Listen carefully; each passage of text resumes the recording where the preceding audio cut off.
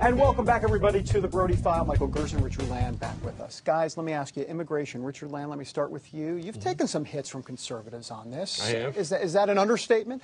Where is the evangelical movement, would you say, on this immigration debate as it relates to going forward from here? Can there be progress made at the end of the day? I think the evangelical movement as a whole is much like the country. They're ahead of their leaders. There is a solution out there, a grand compromise. We need to give people an opportunity to come forward and to agree that they've broken the law, and they're going to be punished for it by paying a fine and by going to the back of the line.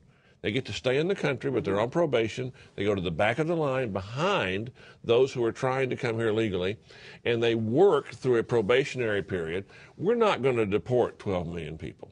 And so it's better to find a constructive way, once we've got control of the border and control of the workplace, to allow these folks to work their way toward full legal status. Let me move on real quick, Michael, because I want to get your take on this next subject. It's President Obama's relationship with conservative evangelicals, or at least those evangelicals that he reached out to in 2008. This is what you wrote about the president's effort. Quote, "As a candidate, it was a measure of Barack Obama's political innovation and ambition that he set out to win religious voters, including evangelical Christians. As president, his failure in this effort is equally revealing." And Franklin Graham hasn't been too pleased either. I interviewed him a little while back. Here's what he had to say. Take a listen to this. There were millions of evangelical Christians that voted for Barack Obama in this last election.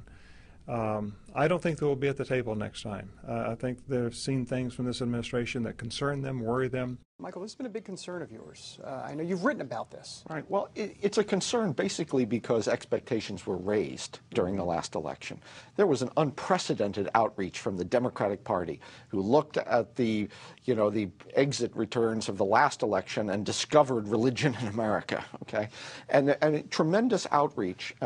But the extraordinary situation here is that over time, Americans have become less clear about the president's religious views and religious values. There was more certainty about what they were when he was elected than there is 2 years later.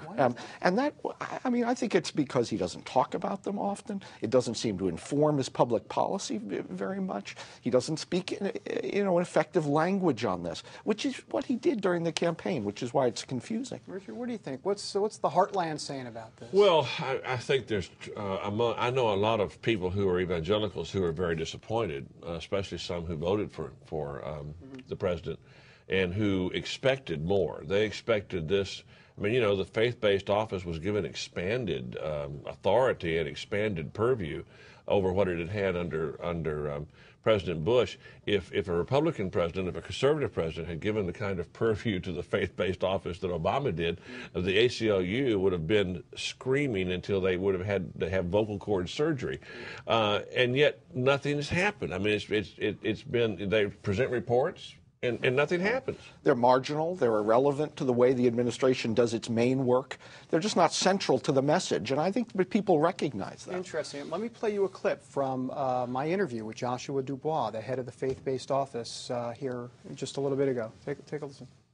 We are fundamentally shifting what the faith-based office is all about. The previous office largely focused on making sure that faith-based organizations receive their share of federal grants, so they focused on dollars for the most part. Our focus is instead on issues and on impact in individual communities, how we can resource and help local nonprofits, including faith-based groups, have an impact on specific issues. And that's subtle, but it's a fundamental shift. Michael? I think a little too subtle. I think that there's very little measurable impact there. I was a member of the senior White House staff during the Bush administration.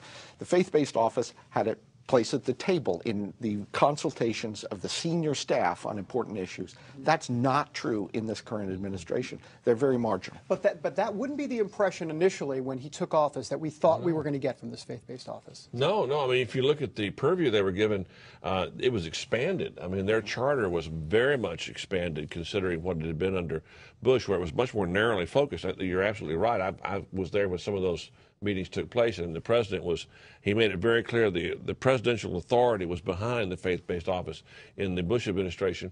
But in the Obama administration, they were given this expanded purview, and then they were sort of sent off to do their thing, and they receive the reports, but there's no emphasis, there's no follow-through. I know people who served on that advisory committee who have been very, very frustrated at the lack of ability to get the president's attention. Michael Gerson, Dr. Land, thank you both very much for Great being here. Appreciate it, guys. When we come back, the progressive side, a chat with former Clinton press secretary Mike McCurry. Back in a moment.